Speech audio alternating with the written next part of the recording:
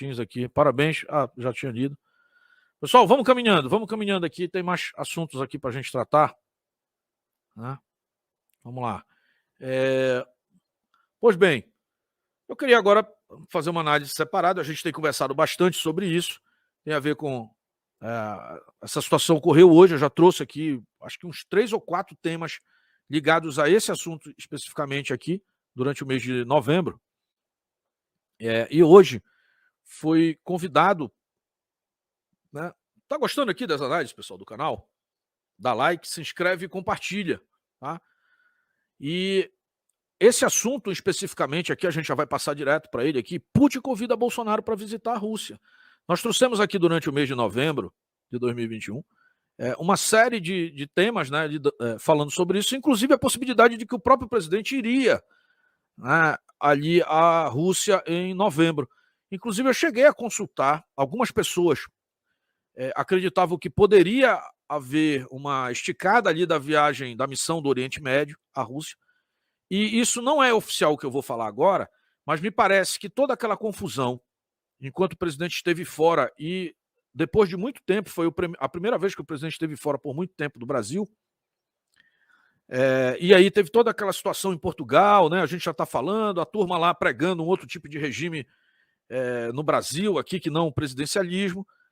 Aí parece que o presidente até nos ouviu aqui, que eu até brinquei. Eu disse, olha, se eu fosse o presidente aí, diante disso, pegava um táxi e voltava correndo para o Brasil.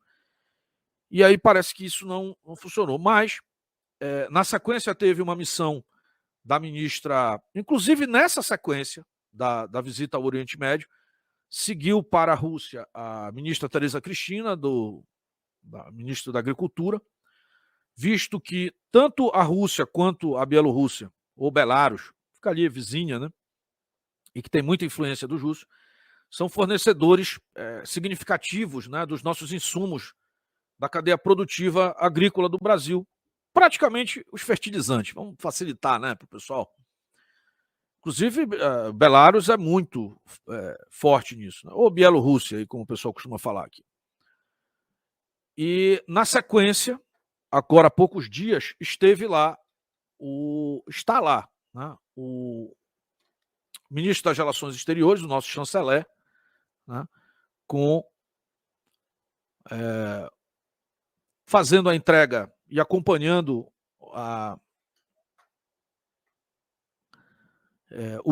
o novo embaixador do Brasil na Rússia, né, para a sua entrega da sua carta patente, onde o embaixador passa a ser acreditado no país. São essas as expressões. Faz tempo que eu não falo sobre isso, estava tentando lembrar da palavra, para não errar.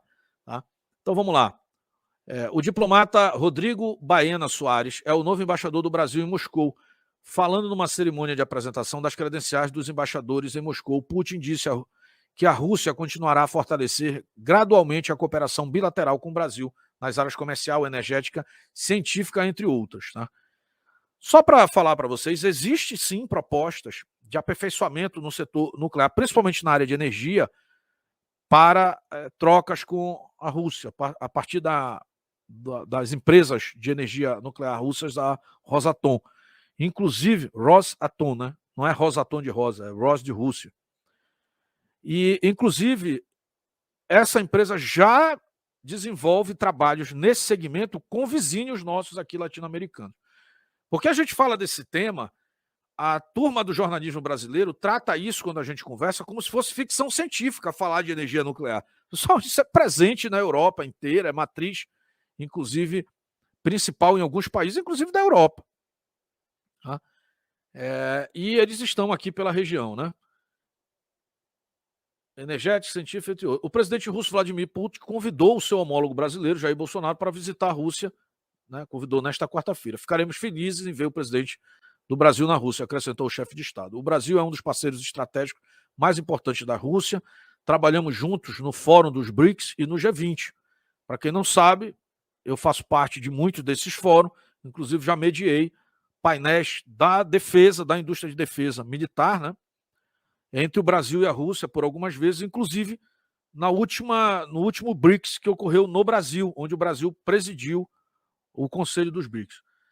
O Brasil é um dos parceiros, assim, considerando que em 2022 e 2023 seu país obterá status de membro não permanente do Conselho de Segurança da ONU, cooperamos até mais intensamente nas questões urgentes da agenda global, na plataforma da ONU, disse o presidente russo. O presidente Putin, pessoal, para quem não sabe, eu sei que a maioria das pessoas tem muitas diferenças, o pessoal, inclusive dessa nossa leva de conservadores do Brasil, tem muito preconceito, até por não entender como isso funciona. E esses caras jogam o jogo deles. A Rússia está aí pelos russos. O Brasil deve aprender a estar pelo Brasil. E nós escolhemos aí quem nós queremos ter como parceiros comerciais. Nós temos que ter maturidade. As pessoas que chegam aqui dizem, não dá para falar com essa pessoa, parece aquele adolescente que o pai tem que dizer, olha, com esse aqui você pode falar, esse aqui não sei... Não, nós precisamos ter tratativas com o mundo e estabelecermos as parcerias que nós achamos que são interessantes para nós, sem nenhum tipo de subserviência. É disso que eu defendo. Tá? Quero agradecer aqui ao Olavo Araújo. Obrigado aqui pelo stick, Olavo. Valeu, irmão. No dia 30 de novembro, o ministro Carlos França reuniu-se com o ministro dos Negócios Estrangeiros da Rússia, Sergei Lavrov. Eu trouxe esse assunto ontem aqui. Procura aqui na nossa live de ontem. Tem inclusive um recorte aqui nosso. O encontro contribuiu também para fortalecer o diálogo político-diplomático e a cooperação em fóruns internacionais, BRICS, G20 e ONU. Né? Então está aqui o exemplo, eu já mostrei aqui algumas imagens, já participei muito dessas reuniões, inclusive na rua, inclusive neste prédio, nesta sala que aí estão. À luz da intensa agenda diplomática, os ministros assinaram o Plano de Consultas Políticas de 2022 e 2025, que irá orientar o diálogo e tratarão dos preparativos para a próxima comissão de alto nível Brasil-Rússia, prevista para o ano que vem. Eu fiz parte em várias oportunidades dessa missão, procuro estar novamente lá. Vamos ver se é possível. É uma longa história aí para a gente explicar e gostaria muito, acho que posso contribuir muito para o Brasil com relação a isso, como contribuo em outras pautas, por exemplo, Amazônia, defesa, a gente já participa muito disso.